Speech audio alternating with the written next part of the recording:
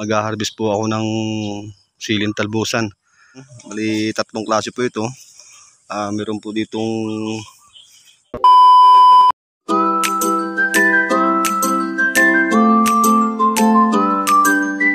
yan, kamusta po kayong lahat?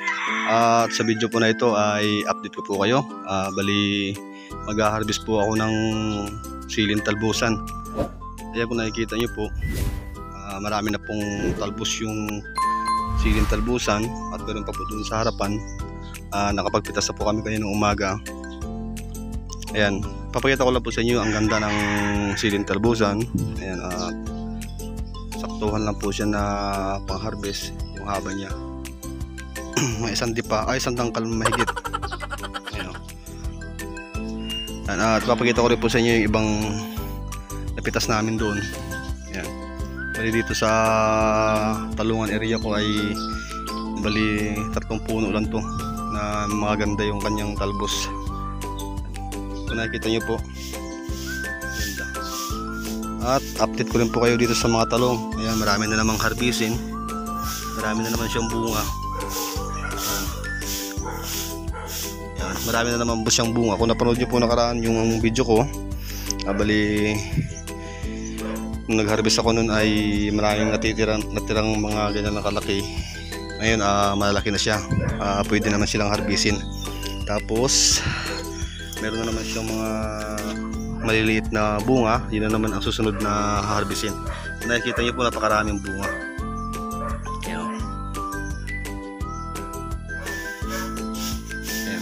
Yan, sana ay huwag kayong magsawang suportahan pa yung aking pagbablog. Maraming salamat po ulit.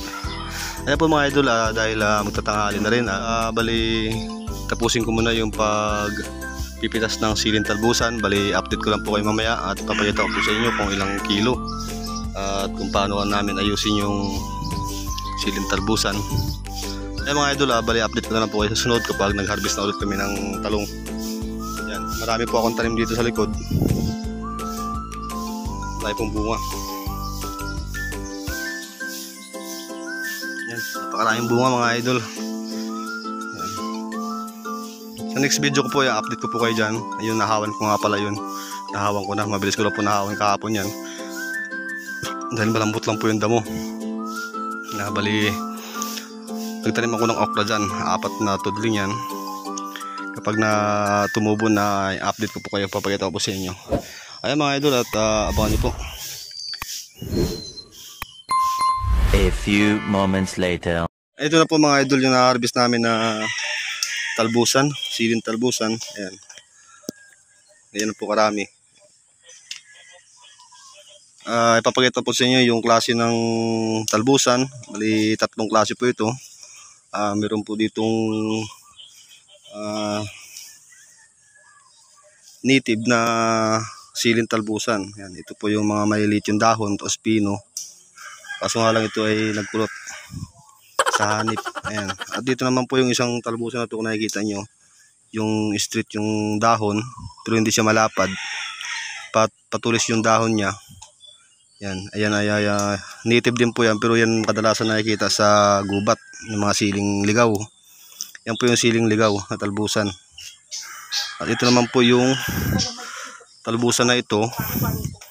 Yan, ito po yung kadalasan na tinatanim dito. Ito na po yung siling talbusan na siling palay. Yan, kung tawagin nila. Siling palay po yan. Yan. At yung siling demonyo, ito yung malaking dahon, ay malaking bunga. Yan, ito po yung siling demonyo. Talbusan din po yan. Yan, bali 4 na klase po pala yan.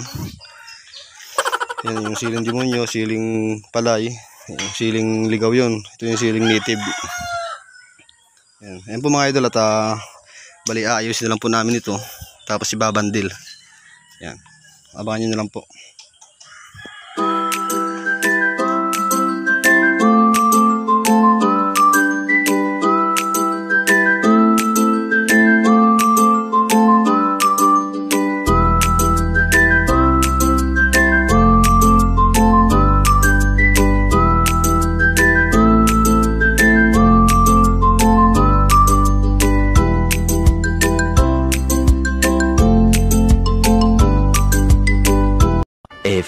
moments later.